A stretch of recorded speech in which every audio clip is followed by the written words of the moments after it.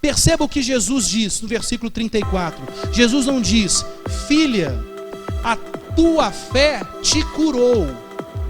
O texto diz: filha, a tua fé te salvou. Salvação é algo muito mais profundo do que somente a cura de uma doença grave. A cura de uma doença grave diz respeito às coisas dessa vida. Mas o perdão de pecados envolve não apenas essa vida, mas diz respeito à eternidade. Jesus usa de aspectos menores e trata nesses aspectos menores, e a cura de uma doença gravíssima não é algo para ser visto como algo menor, mas se comparado à eternidade é algo terrivelmente menor. Jesus usa um aspecto menor, a cura dessa mulher, para falar de algo muito mais profundo, muito mais necessário, muito mais significativo, que é a salvação dessa mulher.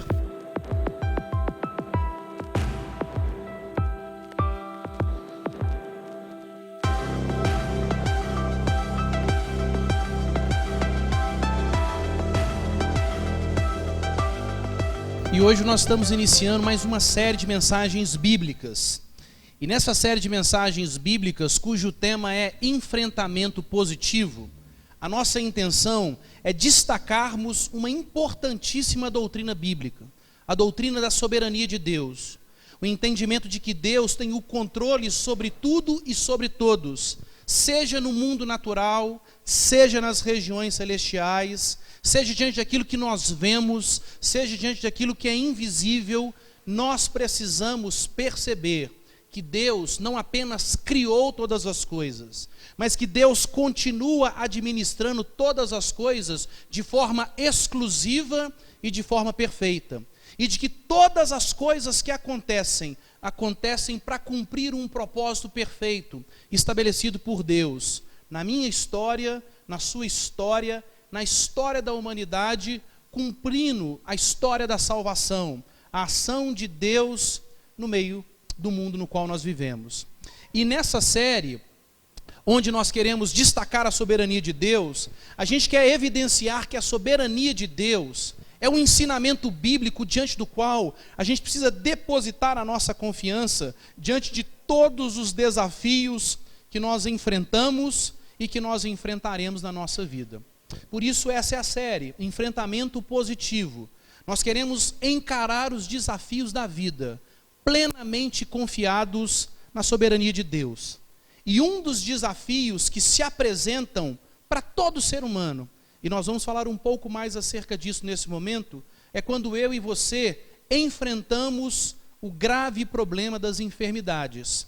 E para isso, eu quero te convidar a abrir a palavra de Deus no Evangelho de Marcos, no capítulo 5. Evangelho de Marcos, capítulo 5. Nós vamos ler a última parte do verso 24 e leremos até o verso 34. Marcos, capítulo 5, a última parte do verso 24 até o versículo, melhor dizendo, o versículo 34.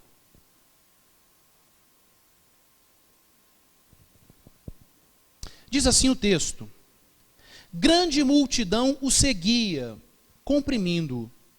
Aconteceu que certa mulher, que havia 12 anos, vinha sofrendo de uma hemorragia, e muito padecera à mão de vários médicos, tendo despendido tudo quanto possuía, sem contudo nada aproveitar, antes, pelo contrário, indo a pior, tendo ouvido a fama de Jesus, vindo por trás dele, por entre a multidão, tocou-lhe a veste, porque dizia: se eu apenas lhe tocar as vestes, ficarei curada.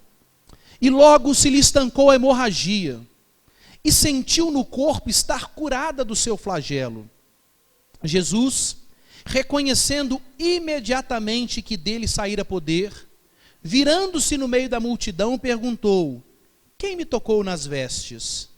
Responderam-lhe seus discípulos: vês que a multidão te aperta e dizes: quem me tocou? Ele, porém, olhava ao redor para ver quem fizera isto. Então, a mulher, atemorizada e tremendo, cônscia do que nela se operara, veio, prostrou-se diante dele e declarou-lhe toda a verdade. E ele lhe disse: filha, a tua fé te salvou, vai-te em paz e fica livre do teu mal. Amém. Bom, para nós começarmos a conversar sobre a soberania de Deus como recurso perfeito e suficiente da parte do Senhor, para que nós encaremos de frente os desafios da vida, e sendo um desses desafios o problema da enfermidade, eu queria começar essa mensagem contando para você um caso particular, que é justamente o meu caso. Eu tenho 38 anos de idade, e há 4 anos atrás, fazendo os exames de rotina na minha endocrinologista, eu, que já havia sido alertado por ela acerca de alguns problemas alimentares, acerca de um problema com alguns índices de glicemia, vulgarmente nomeado como açúcar no sangue, eu que havia sido despertado por ela acerca desse problema. E deixa eu fazer um parênteses: se você, desde o seu nascimento, nunca enfrentou um problema mais sério de enfermidade, primeiro a gente precisa reconhecer, graças a Deus por isso, como Deus nos preserva. Mas ao mesmo tempo, se a gente deixa de olhar com responsabilidade alguns aspectos na nossa vida, ou se a gente deixa de perceber um plano muito maior no nosso viver, que envolve não apenas a nossa vida aqui, mas também a eternidade, muitas vezes a gente cai na armadilha de um pensamento que muitas vezes toma e assalta o nosso coração, que é o seguinte: o problema de enfermidade, uma enfermidade mais grave, isso vai bater sempre na casa do vizinho, na casa de um conhecido, mas a gente tem uma falsa sensação de que de alguma maneira a gente sempre vai escapar, sempre vai ter uma exceção, e de que nunca o problema de enfermidade vai bater na porta da nossa casa. Pois bem, eu pensei assim por 34 anos, sempre grato a Deus pela saúde que Ele sempre me concedia, mas sempre pensando, olha, ouço de problemas de saúde da parte de outras pessoas, mas lá no fundinho eu pensava, isso não vai acontecer comigo.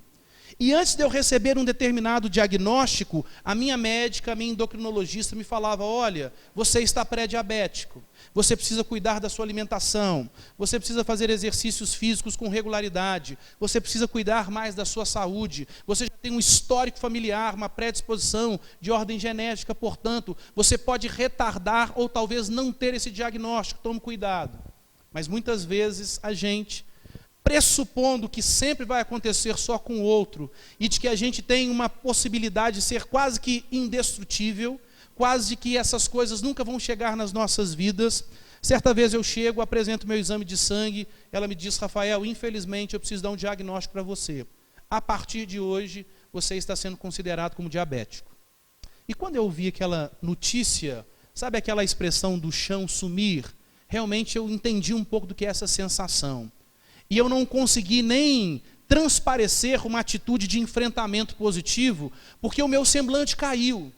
E estando diante dessa médica, que é uma excelente profissional, é uma pessoa que eu admiro muito, vejo muito da graça comum de Deus capacitando-a para o exercício dessa vocação tão bonita, o exercício da medicina, nessa área específica da endocrinologia, ela vira para mim e fala o seguinte: Rafael, a partir de agora, você precisa enfrentar essa situação.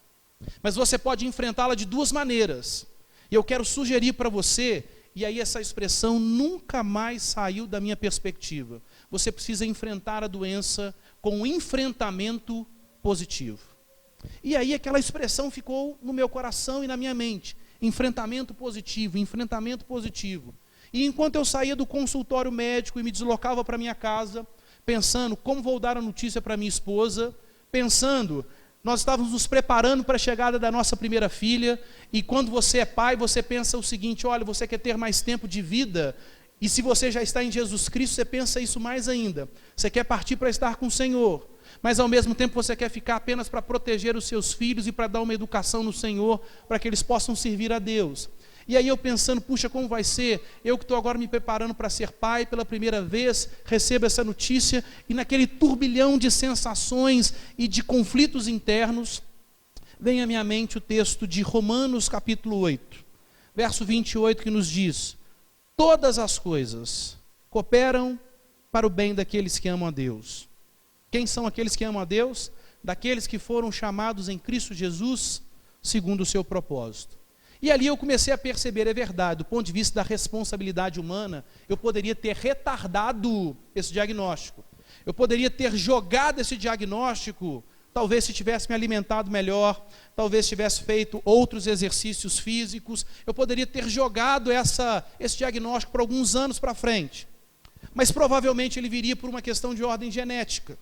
E quando isso vem ao meu coração, eu percebo, eu tenho a minha responsabilidade, mas conjugado com isso existe um Deus soberano, que não perde o controle de nada sobre o cosmos e nas regiões celestiais, que controla as nossas vidas e que usa inclusive essas aparentes adversidades para cumprir o propósito dele no nosso viver. Nos últimos anos para cá, eu mandei apertar algumas vezes algumas calças, alguns ternos, alguns blazers. De alguns anos para cá, eu comecei a me alimentar muito melhor. De alguns anos para cá, o meu índice glicêmico abaixou muito. De alguns anos para cá, eu não estou na posição que eu gostaria. Mas só o fato de enfrentar a doença de forma positiva já trouxe outros ganhos de saúde. E talvez a minha saúde, 4 anos depois, poderia estar muito pior do que se eu não tivesse esse diagnóstico, mas com problemas, com intercorrências em outras áreas do meu organismo. Mas o que fica da questão? A expressão enfrentamento positivo. Eu poderia me vitimizar, eu poderia achar que tudo estava perdido, eu poderia questionar, mas eu sou um servo de Deus, como é que Deus permite isso acontecer comigo? E talvez algumas pessoas, achando que tem supervalorização na caminhada cristã, poderia dizer, mas eu sou pastor, como é que eu vou dizer para a igreja que eu tenho uma doença? Eu preciso me apresentar como um super-herói, como muitos tentam fazer nos tempos de hoje e fizeram no passado. Mas quando a gente entende um Deus soberano, que controla a nossa vida, que controla a história e que usa todas as coisas, sejam circunstâncias aparentemente favoráveis ou desfavoráveis, para a glorificação do nome dele e para o nosso benefício, você começa a entender que a vida é muito mais consistente do que simplesmente um processo de vitimização. E assim você precisa olhar para a enfermidade e enfrentá-la de forma positiva. Mas isso acontece se você reconhece que existe e você se subordina a um Deus soberano. Quando nós falamos de enfrentamento, nós estamos pressupondo 3 aspectos. O primeiro aspecto é, eu preciso reconhecer o que é a adversidade. Eu preciso reconhecer o que é o revés. Eu preciso reconhecer qual é o problema que aflige a minha vida. E nesse caso específico, um problema de saúde, uma doença. Mas não apenas reconhecer, porque existem muitas pessoas que recebem um diagnóstico de um problema e fogem desse diagnóstico. Eu conheço pessoas, e talvez você conheça pessoas, que quando recebem um diagnóstico, por exemplo, de uma doença, seja mais leve ou uma doença mais séria, tem um mecanismo de enfrentamento da doença extremamente problemático. Nega a existência da doença, foge do enfrentamento da doença, não entende que tem um problema. Eu conheço pessoas que já receberam um diagnóstico de doenças graves como câncer e que fugiram do enfrentamento do problema, de reconhecer mecanismos que Deus disponibiliza para o enfrentamento da questão pela graça comum e de buscar o socorro de Deus, talvez até por meio de uma intervenção sobrenatural. Eu conheço, e não é um caso, eu conheço alguns casos assim, talvez você conheça. Mas não basta reconhecer, não basta entender que existe um problema. Você precisa conhecer de forma real, de forma verdadeira o que é o problema. Exemplo, eu já tive um diagnóstico de doença grave na família. Quando eu ouvi acerca do diagnóstico, eu pensei várias e várias coisas. E quando nós fomos ao médico com a explicação, você pensava que era algo muito pior, foi algo mais brando e que foi enfrentado de uma maneira mais tranquila. Então você precisa conhecer de maneira real, de maneira verdadeira, o que é o problema. Se é um problema de saúde, você precisa buscar as informações necessárias para isso. Mas em terceiro lugar, você precisa encarar o problema. E nesse caso, você precisa enfrentar a enfermidade. E eu gosto da expressão encarar. A gente traz talvez um pouquinho a ideia da língua inglesa, de você olhar na cara, olhar na face do problema, olho no olho e falar, eu vou para cima de você, mas não na minha força. Porque não adianta eu encarar a enfermidade na minha força, porque a minha força, os meus recursos, as minhas capacidades por si mesmas não têm condições de vencer a doença. Mas quando eu vejo um Deus soberano, que cria mecanismos na sua providência para que a doença seja enfrentada, eu posso encarar a doença entendendo que existe um Deus soberano, e na força do Senhor, com os recursos comuns ou extraordinários de Deus, ela vai ser enfrentada. Então, quando nós falamos de enfrentamento, nós estamos falando reconhecer o problema, conhecê-lo de maneira real e encará-lo na força do Senhor. E quando nós falamos de enfrentamento positivo, só consegue enfrentar a doença de forma positiva uma pessoa que tem o temor de Deus, uma pessoa que reconhece a existência de Deus e uma pessoa que se subordina e que confia na soberania de Deus, inclusive num problema de saúde. É verdade, existem pessoas que negam a existência de Deus, que num primeiro momento da doença, enfrentam a doença com autoestima, de forma positiva, mas com o passar do tempo, principalmente no caso de doenças graves, doenças terminais, e eu já vi processos acontecendo assim, em visitas pastorais em hospitais, visitando pessoas que não têm a confiança, que não acreditavam na existência de Deus.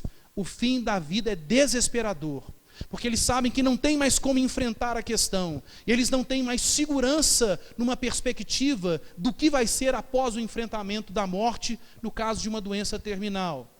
É interessante você observar dados de pesquisa de capelanias hospitalares, e você percebe que tanto no caso de doenças que são curadas, ou no caso da atenuação da dor, no caso de doenças terminais, é muito diferente o enfrentamento e o processo de tratamento de uma pessoa que crê na existência de Deus e que busca a Deus nesse momento, do que aqueles que não creem. Portanto, quando nós falamos de enfrentamento positivo, nós falamos de entender que existe um Deus soberano. E quando a doença bate na porta da nossa casa, na porta da nossa vida, nós precisamos entender todas as coisas, inclusive as doenças, elas vão cooperar para o bem daqueles que amam a Deus, para aqueles que foram chamados em Cristo Jesus segundo o seu propósito. Até as enfermidades estão debaixo do domínio de Deus, e Deus tem o poder de transformar o mal em bem, ao ponto de usar a enfermidade muitas vezes para trabalhar coisas nas nossas vidas, na vida de pessoas que estão no nosso entorno, que se não fosse a dor de uma enfermidade, talvez esse propósito não seria cumprido, dada a dureza do coração, por exemplo. Portanto, quando nós falamos de enfrentamento positivo em relação às doenças, nós estamos pensando: a doença é um problema seríssimo que afeta todo ser humano. Não existe um ser humano que nunca enfrentou um problema de saúde, seja uma doença mais simples, seja uma doença mais grave. E quando nós pensamos nas doenças, nós pensávamos até alguns anos atrás em doenças só de ordem física, não é verdade? Um problema numa parte do corpo, algo que você conseguia diagnosticar de uma maneira muito clara no nosso corpo, que eram chamadas de doenças de ordem física. Mas de alguns anos para cá, nós começamos a trabalhar de uma maneira mais clara doenças de ordem psíquica, porque nós começamos a enfrentar alguns problemas que não eram simples sentimentos, mas que foram elevados à categoria de patologias: síndrome do pânico, transtorno de ansiedade, depressão.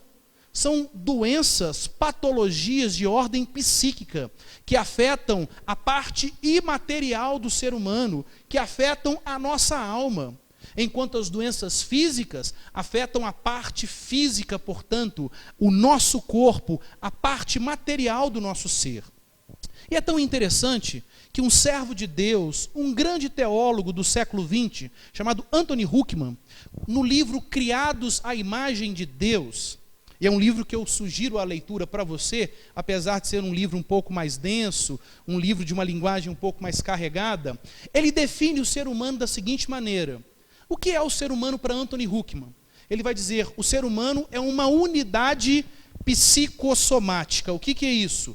De psico vem de psique, a parte imaterial do ser humano, a nossa alma, de onde vêm os nossos sentimentos, de onde vêm os nossos pensamentos, de onde vem essa estrutura imaterial do nosso ser. E por Soma significa unidade psicossomática, ou seja, por soma, ele está dizendo do nosso corpo, ele está dizendo da nossa parte material, está dizendo daquilo que a gente toca na nossa vida. Então, olha que interessante, se o ser humano é uma unidade psicossomática, ele tem uma parte imaterial e uma parte material, ele tem uma alma e um corpo. O que é a vida humana? É a junção, é a vinculação, é a conexão entre alma e corpo, entre parte imaterial e parte material.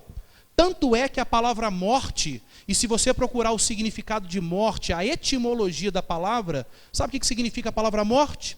Significa separação. Não só a separação nossa das pessoas, mas antes dessa separação, é a separação de alma e corpo. O que é a morte? Quando alguém morre, nós sepultamos o corpo da pessoa, porque a alma dela não está mais conectada ao seu corpo. Não é isso que acontece? Então, quando nós falamos de unidade psicossomática, quando alma e corpo estão unidos, ali existe a vida biológica, criada por Deus. E quando há separação entre essas duas partes, o que você tem? Você tem morte. Tão interessante que quando nós pensamos nas doenças psíquicas, quando nós pensamos na doença da alma, essa doença da alma, uma vez que a alma está relacionada ao nosso corpo, pode ser algo tão intenso que hoje existem as doenças psicossomáticas, ou seja, uma depressão muito elevada pode trazer transtornos, inclusive de ordem física, dores no corpo, problemas fisiológicos, etc, etc. E ao mesmo tempo, doenças de ordem física, problemas no nosso corpo, dependendo da doença, isso pode trazer profunda afetação negativa da nossa alma. Pessoas que enfrentam doenças graves por longo tempo tendem a ter quadros de ou transtorno de ansiedade ou de depressão. Por quê? Porque o problema físico transporta-se para a parte imaterial, dada a conexão entre alma e corpo. E por que nós precisamos entender essas coisas? Porque no final das contas, a doença é uma clara manifestação da desordem promovida pelo pecado original. Antes da queda, antes da rebelião contra Deus, antes da quebra da aliança da humanidade em relação a Deus no jardim, por meio do nosso representante Adão, dos nossos representantes Adão e Eva, antes disso, você não tinha doenças. Você não vê em Gênesis 1, em Gênesis 2, uma descrição de doenças acontecendo. Mas a partir do pecado original, o mundo, o meio no qual nós vivemos, o cosmos que caminhava em ordem perfeita, entra em desordem. E a desordem do mundo pode se relacionar com o nosso corpo, trazendo problemas por causa de questões do meio, por causa de questões do ambiente. Não apenas isso, a nossa natureza pecaminosa, determinadas decisões que nós tomamos ao longo da nossa vida, podem trazer doenças. Exemplo, a pessoa que tem um problema com embriaguez, a pessoa que é dependente, por exemplo, química de álcool, a pessoa que vive de forma ébria, essa pessoa tem saúde e a partir do momento que vai consumindo mais bebida alcoólica de maneira desenfreada, pode desenvolver uma doença. A sua natureza pecaminosa que dá vazão ao pecado da embriaguez de forma recorrente pode trazer um problema para a sua vida. Ele pode ter uma cirrose hepática e pode morrer proveniente disso. Mas não apenas o meio e a nossa natureza pecaminosa. O inimigo de nossas almas muitas vezes pode agir usando doenças como um recurso para trazer debilidade na nossa caminhada com Deus. Você pode olhar o capítulo 2 de Jó e percebendo que o diabo, ele pede autorização a Deus para trazer doenças terríveis, tumores terríveis à vida de Jó. E Deus assim consente, para que o propósito de Deus ali se cumprisse. Então, quando nós falamos de doenças, as doenças ou por causa do meio, ou por causa da nossa natureza, ou por causa da ação do inimigo das nossas almas, ou seja, sempre por causa do pecado em última instância, elas podem acometer a nossa vida. E o grande desafio que nós temos é perceber que todas as coisas, inclusive as doenças, elas caminham cumprindo a soberania de Deus. Elas caminham debaixo do controle de um Deus soberano. E quando nós olhamos para um texto como esse, nós vamos perceber, é possível encarar as enfermidades, plenamente confiados na soberania de Deus. Em primeiro lugar, de acordo com o que nos ensina os versos 25 e 26, porque isso envolve entendermos os aspectos que estão atrelados ao enfrentamento de uma doença. Olha o que diz o versículo 25. Aconteceu que certa mulher, que havia 12 anos, vinha sofrendo de uma hemorragia, e muito padecera à mão de vários médicos, e o texto continua dizendo que ela ia de mal a pior. A primeira coisa que a gente precisa entender é que no enfrentamento da doença, normalmente, nós vamos passar por sofrimento. Doença não é algo que traz prazer. Doença não é algo que traz alegria. Doença não pode trazer gozo, porque senão nós temos um problema seríssimo ali de masoquismo, talvez presente. Quando nós falamos de doença, nós falamos de algo que traz sofrimento para a vida humana. E quando nós olhamos esse texto, precisamos pensar nessa mulher. Há 12 anos vivia um problema de hemorragia que não era cessado. Fique imaginando os problemas de ordem física, a dor, problemas com relação à questão da quantidade de sangue em seu organismo, tantas debilidades, e a gente poderia conversar com o médico, poderia fazer uma lista de problemas de saúde que provavelmente essa mulher tinha por causa dessa perda absurda de sangue ao longo de tanto tempo. Mas então nós pensamos, a doença traz sofrimento físico, mas não é apenas sofrimento físico. Se você observar, e eu quero ler para você, deixo a referência para você acompanhar depois. Se você acompanhar Levítico capítulo 15, dos versos 25 a 27, olha o que o texto diz. Também a mulher, quando manar fluxo do seu sangue, por muitos dias fora do tempo da sua menstruação, ou quando tiver fluxo do sangue por mais tempo que o costumado, todos os dias do fluxo será imunda, como nos dias da sua menstruação. Toda cama sobre que se deitar durante os dias do seu fluxo, ser-lhe-á como cama da sua menstruação.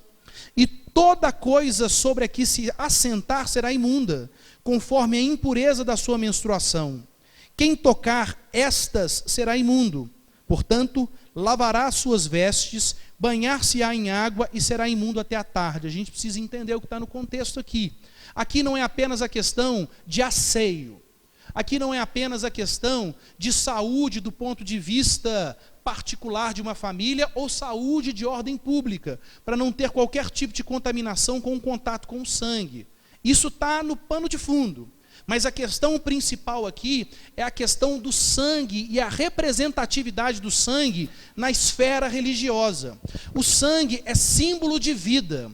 E normalmente, como que acontece o perdão de pecados? Pelo sacrifício de um animal. E o sangue daquele animal é derramado para demonstrar, olha, esse animal morreu por causa do pecado de alguém que ele serviu como sacrifício para perdoar o pecado. Então, da mesma forma que o sangue representa a vida, o sangue tem um aspecto de mostrar que a vida ela é ceifada por causa do pecado presente naquele que oferece o sacrifício pelo pecado, que oferece esse animal para ser ali sacrificado e o seu sangue purificar o pecado daquela pessoa. Então, por causa desse aspecto religioso, uma mulher fora do seu fluxo menstrual, que tivesse o fluxo de sangue, ou que tivesse um fluxo de sangue maior do que o costumeiro durante o período da sua menstruação, ela era considerada ela não era considerada imunda para a questão do serviço religioso. E aqui existia um problema. Ela era imunda para o convívio social e ela era imunda para o culto a Deus.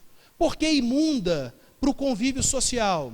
Ela provavelmente, durante o tempo de sua menstruação, ela não poderia ter intimidade com o seu esposo. E pensa, se essa mulher tem 12 anos, uma hemorragia que não parava, ela era considerada imunda. Logo, ela não poderia ter intimidade com o seu esposo. O texto não diz se ela tem esposo, mas se ela tivesse, ela não poderia ter intimidade com o seu esposo. Olha o problema de ordem emocional. Se ela não era casada, ela não poderia se casar enquanto esse problema não fosse resolvido. Então, do ponto de vista da constituição de uma família, essa mulher teria problemas emocionais terríveis. Se ela tivesse filhos, o relacionamento dela com seus filhos era cerceado por causa desse problema.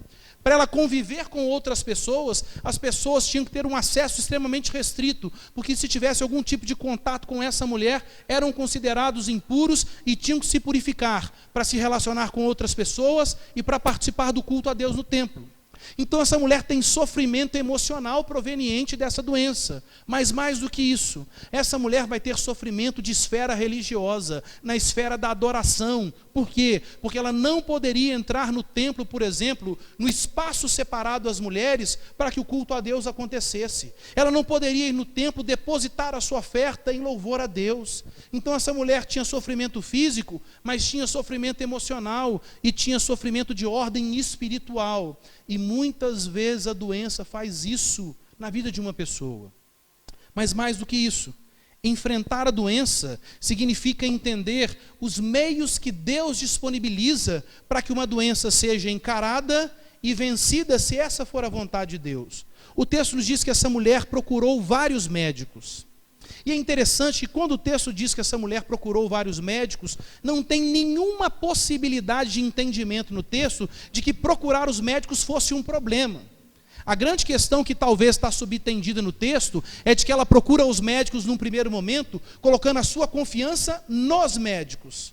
Mas ela não procura os médicos entendendo os médicos como um recurso da graça comum de Deus, para que o problema da doença seja enfrentado. E Deus, na administração do cosmos, Ele distribui vocações, Ele capacita pessoas para exercerem trabalhos específicos, em áreas específicas, para que a necessidade das pessoas seja suprida, e assim Deus seja reconhecido como provedor. Quer os profissionais de saúde creiam nisso ou não, pela graça comum de Deus, eles são capacitados com várias habilidades. Deus concede a eles possibilidades de estudos. Deus concede a eles recursos para tratamentos os mais distintos, para que eles se capacitem, para que exerçam a vocação nas áreas de saúde. Para quê? Para que através dessas vocações, essas vocações na área de saúde, sejam um recurso da graça comum de Deus, para que doenças sejam enfrentadas.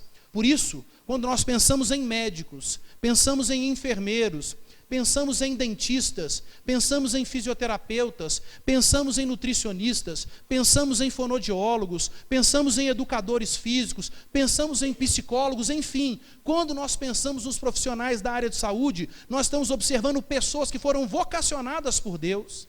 A imagem e semelhança de Deus está nas suas vidas, ainda que de forma distorcida, em razão do pecado original que afeta toda a humanidade. E essas pessoas são capacitadas por Deus com habilidades as mais distintas para cuidarem das necessidades de saúde das pessoas. E se Deus cura essas enfermidades, Deus escolhe curar por meio dos recursos comuns. E se essas pessoas não são curadas, os problemas de saúde são atenuados, são aliviados da parte de Deus, não porque Deus não tem o poder para curar, porque já vimos no texto, e o poder de curar de Jesus, o poder de Jesus Cristo para curar, era manifesto de acordo com Lucas capítulo 5, versículo 17. Mas o que nós observamos, quando não há cura, as doenças são atenuadas, de que maneira? Por meio dessas vocações específicas. Portanto, nós precisamos entender, procurar um médico não é um problema. E muitos cristãos hoje recebem um diagnóstico de um problema e ao invés de perceber a graça de Deus, recorrendo àquelas pessoas que foram vocacionadas por Deus para que o problema seja tratado, entram numa questão mística, se consideram super-heróis e não veem o valor da farmácia, por exemplo, na produção de um medicamento e não procuram um médico e não procuram um especialista específico e a doença vai só agravando e essa pessoa vai tendo um prejuízo na sua vida, não por falta da ação de Deus, mas por ignorância ao não perceber a vocação comum de Deus, curando, agindo por meio dessas pessoas. Esse é o primeiro ponto. Precisamos entender doenças trazem sofrimentos de ordem física, às vezes de ordem emocional e até de ordem espiritual. E quando as doenças chegam, nós precisamos procurar os recursos da graça comum de Deus, as vocações na área de saúde específicas, para que as doenças sejam enfrentadas e que possamos entender a ação de Deus por meio dessas pessoas. Mas em segundo lugar, nós vamos perceber que as doenças, elas nos fazem entender que somente Deus, em última instância, tem a capacidade para curar. Olha do verso 27 ao verso 29. Quando essa mulher ouve da fama de Jesus, o que essa mulher faz? Ela encara uma multidão, e mesmo com debilidades em razão da sua saúde abalada, ela chega por trás de Jesus, ela toca em Jesus, de acordo com o versículo 27. E isso por quê? Porque ela entende quem Jesus Cristo é. O versículo 28 diz: se eu apenas lhe tocar as vestes, ficarei curada. Ela ouve dizer que Jesus não é apenas um curador. Como ela está num ambiente de influência judaica, mesmo provavelmente, talvez sendo gentia, em razão do momento, da localidade na qual Jesus está, essa mulher muito provavelmente deve ter ouvido falar das características do Filho de Deus, que seria enviado pelo Deus Pai ao mundo e que salvaria o mundo dos seus problemas, das suas debilidades, da ação do pecado no meio da humanidade. E uma das características do Messias, de acordo com Isaías 35 e de Isaías 61, é de que ele iria fazer com que os cegos enxergassem, com que os surdos ouvissem, com que os mudos falassem, com que os paralíticos andassem, ou seja, sinais de cura espetaculares aconteceriam por meio do Messias. E quando essa mulher ouve falar da fama de Jesus, no meu entendimento, essa mulher está ouvindo falar muito mais do que simplesmente de um mero curandeiro. Essa mulher está ouvindo falar acerca do Messias, que estava diante dela e que ela precisava ter o acesso a esse poder curador. E aí o versículo 29 nos diz que quando ela toca em Jesus, o versículo diz: e logo se lhe estancou a hemorragia, e sentiu no corpo estar curada do seu flagelo. O que nós percebemos? Quando Deus cura pelos meios comuns, usando as vocações que Ele concede aos homens, em última instância, quem cura não é o profissional de saúde. O profissional de saúde é um instrumento nas mãos de Deus para que essa cura se manifeste. Mas em última instância, quem cura? Deus, cumprindo o seu propósito em nossas vidas, em razão de ser o Deus soberano e fazendo com que a doença cumpra um propósito ao longo da nossa existência. Mas não apenas isso. Existem casos onde os meios ordinários não são suficientes para que uma doença seja curada. E nós sabemos de casos que a medicina e que outras áreas da saúde não conseguem explicar determinadas curas que acontecem. Quando essas curas acontecem, é a manifestação espetacular. É Deus usando os meios extraordinários. É Deus operando milagres no meio do seu povo, para mostrar que Ele é o mesmo ontem, Ele continua sendo Deus hoje, Ele vai ser eternamente. Portanto, nós precisamos entender, quando uma cura acontece, em última instância, quem cura é Deus, seja pelos meios comuns que Ele administra, ou seja pela intervenção direta dEle, operando um milagre. E em terceiro lugar, quando nós olhamos do versículo 30 até o versículo 34, no final das contas, qual é a razão de ser para que uma doença seja enfrentada e seja vencida, se Deus assim permitir? O texto nos mostra que isso nos leva ao entendimento de que a doença e todas as coisas que acontecem na nossa vida têm a intenção de promover a salvação em Jesus Cristo e a glorificação de Deus quando esta acontece. Olha o que diz o texto, versículo 30. Jesus, reconhecendo imediatamente que dele saíra poder, virando-se no meio da multidão, perguntou: quem me tocou nas vestes? A gente precisa lembrar uma coisa: Jesus se autolimita no seu ministério terreno. É a expressão de Filipenses, que ele se esvazia, ele se autolimita. Ele não joga fora a sua natureza divina, mas ele limita a atuação de sua natureza divina para que ele possa cumprir o propósito de ser o servo sofredor de Deus, realizando a missão na sua natureza humana. Mas os atributos de divindade continuam em Jesus. Jesus continua sendo onisciente por ser Deus. E quando alguém toca em Jesus, uma vez que ele é onisciente, ele sabe quem toca. Quando ele faz essa pergunta, quem me tocou, não é pela ignorância de Jesus. É a mesma ideia de um pai, que sabe o que um filho faz. E aí o filho, por exemplo, faz algo errado ou algo certo, e o pai quer pedagogicamente reforçar o destaque para aquele erro, ou o incentivo para aquele acerto. O que o pai faz? Ele faz uma pergunta simples: filho, quem fez isso? O pai sabe, mas ele quer levar o filho ao entendimento. É uma pergunta pedagógica. É justamente isso que Jesus faz no versículo 30. Ele diz: quem me tocou nas vestes? Versículo 31. Responderam os seus discípulos: vês essa multidão toda que te aperta e você pergunta quem me tocou? Ele, porém, olhava ao redor para ver quem fizera isso. Não sei se vocês já passaram por isso. Eu estou começando a passar isso na minha experiência como pai. Eu tenho 2 filhos, a Mariana de 3 anos e o Henrique de 1 ano e meio. E quando eles fazem, por exemplo, uma coisa errada ou uma coisa certa, normalmente na coisa certa, quando você pergunta, o filho quer logo dizer que foi ele quem fez. Mas na coisa errada, quando alguma coisa diferente acontece, o filho fica olhando um para o outro para ver se um vai dedurar o outro ou se ele vai ter coragem de encarar.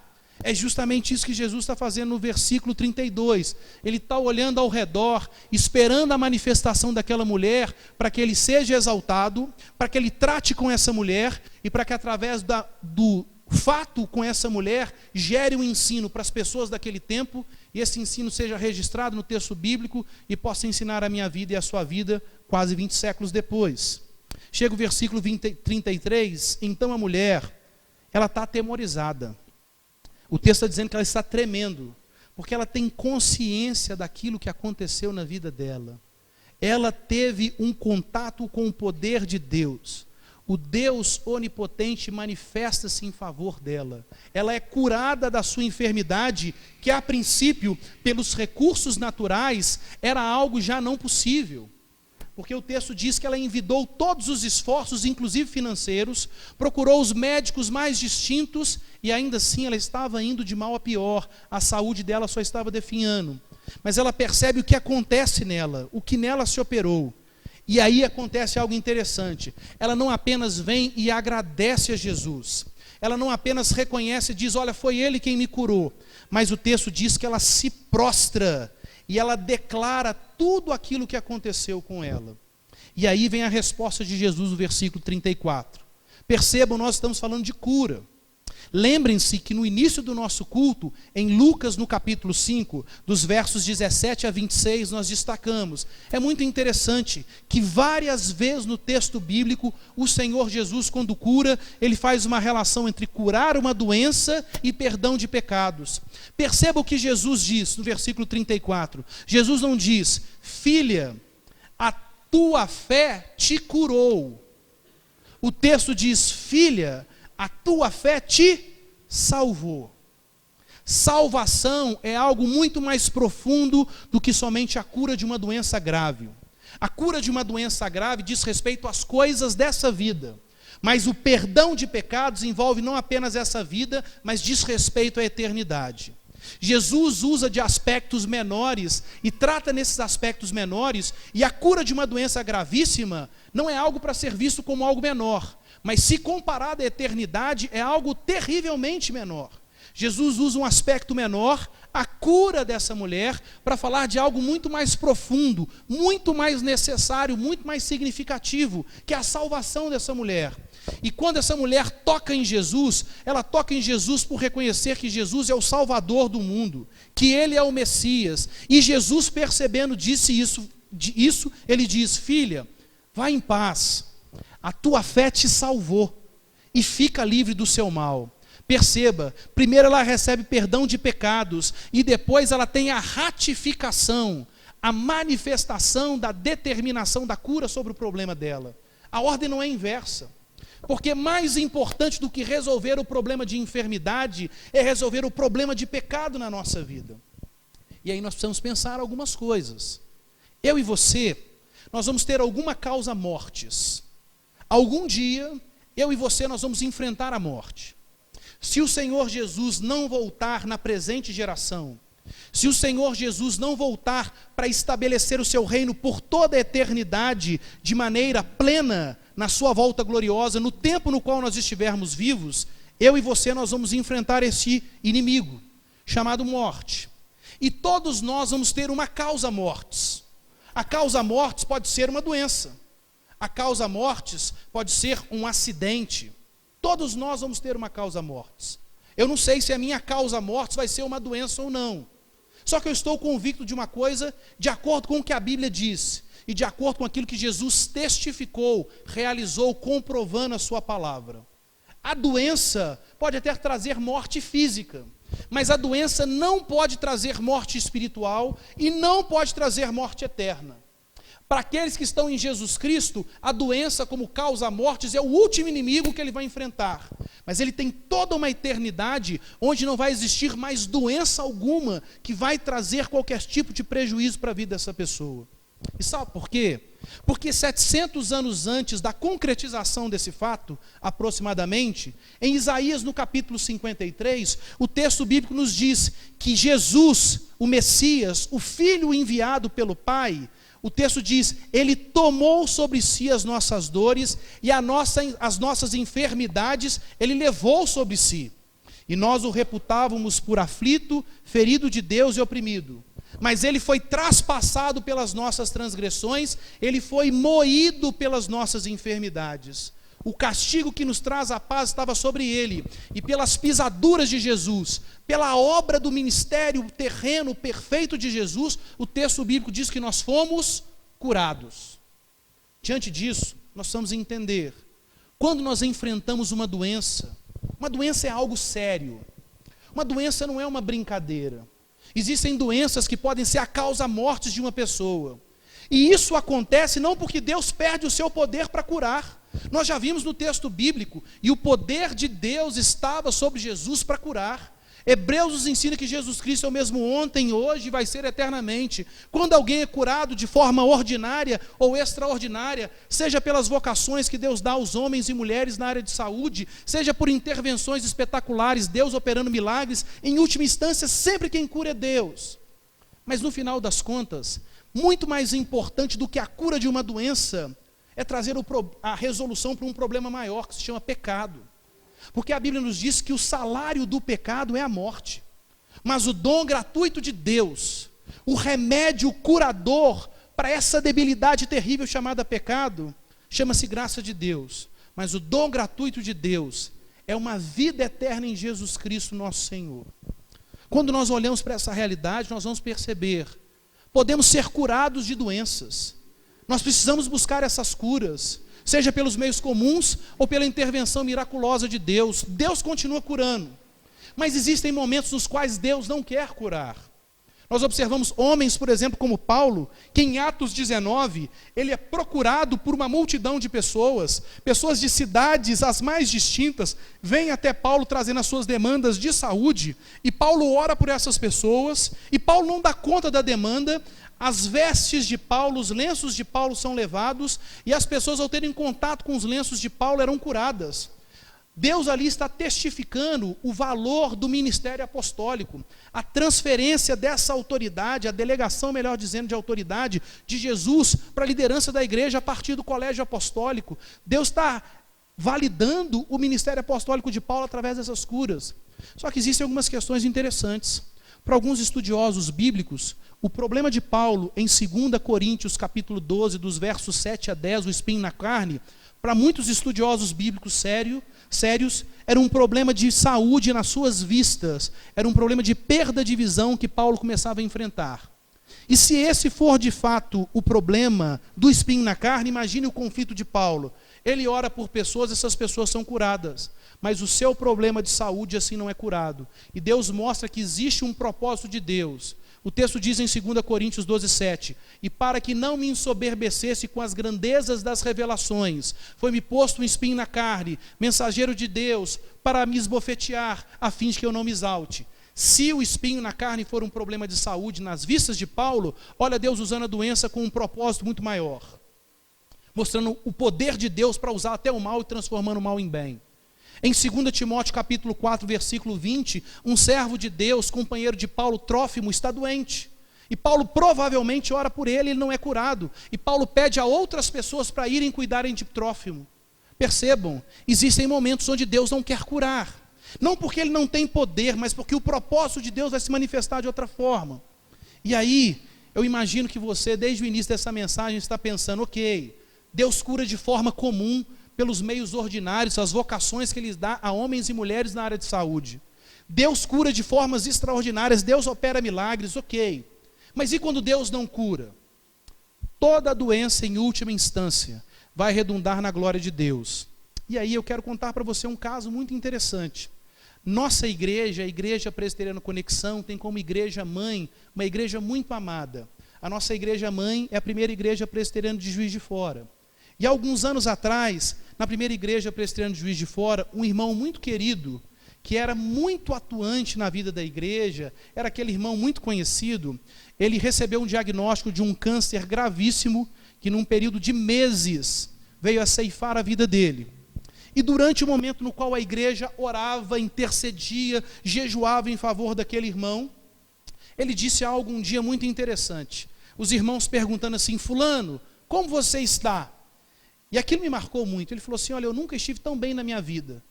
E aí vem a minha perspectiva de olhar só natural e falar assim: como é que uma pessoa vai dizer que nunca esteve tão bem na sua vida, enfrentando um câncer seríssimo, que tem tudo para ser uma doença que vai levá-lo à morte?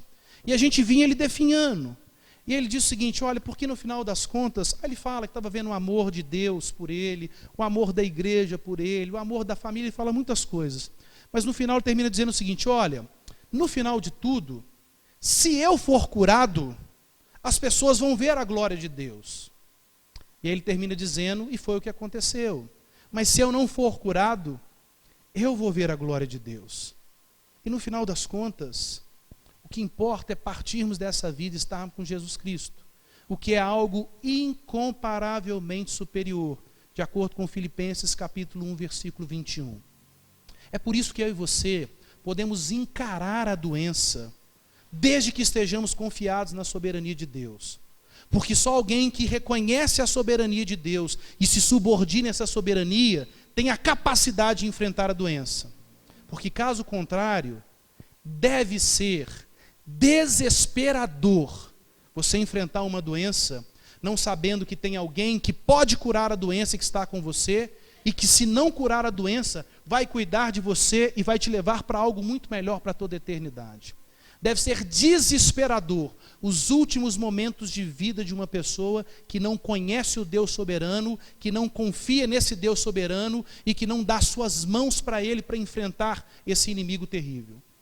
Diante disso, é por isso que a gente pode ler textos como Romanos capítulo 8, e eu já chamo o Ministério de Música para que venha aqui à frente. É por isso que a igreja de Deus pode ler textos como Romanos capítulo 8, versículo 31. E eu termino com esse texto. Olha o que o texto nos diz: que diremos, pois, à vista destas coisas? Se Deus é por nós, quem será contra nós? Nem a doença tem o poder de ser contra nós, se Deus, o soberano, é a favor do seu povo. Aquele que não poupou o seu próprio filho, antes por todos nós o entregou, porventura não nos dará graciosamente com ele todas as coisas, inclusive a vitória sobre a doença para a eternidade. Versículo 33. Quem vai intentar acusação contra os eleitos de Deus? É Deus quem os justifica. Quem os condenará? É Cristo Jesus quem morreu, ou antes quem ressuscitou, o qual está à direita de Deus e também intercede por nós. Quem vai nos separar do amor de Deus? Será tribulação, ou angústia, ou perseguição, ou fome, ou nudez, ou perigo, ou espada? Como está escrito: por amor de ti, somos entregues à morte o dia todo. Somos considerados como ovelhas para o matadouro. Em todas essas coisas, porém, somos mais do que vencedores, por meio daquele que nos amou. É o que acontece, por exemplo, com Jó no capítulo 2, doenças terríveis o acometem, mas ele continua louvando a Deus, continua confiando na soberania de Deus. O texto continua, versículo 38, porque estou bem certo de que nem morte nem vida, nem anjos nem principados, nem as coisas do presente nem do porvir, nem os poderes, nem a altura, nem a profundidade, nem qualquer outra criatura poderá nos separar do amor de Deus, que está em Cristo Jesus, o nosso Senhor. A doença tem uma força brutal, mas a força da doença é ínfima, se comparada ao amor de Deus por nós. E é confiados no amor desse Deus soberano, que a gente pode cantar canções como essa, que nos mostra que é com base na soberania de Deus, que nós enfrentamos os desafios da vida, inclusive as enfermidades, quando elas vêm nos acometer.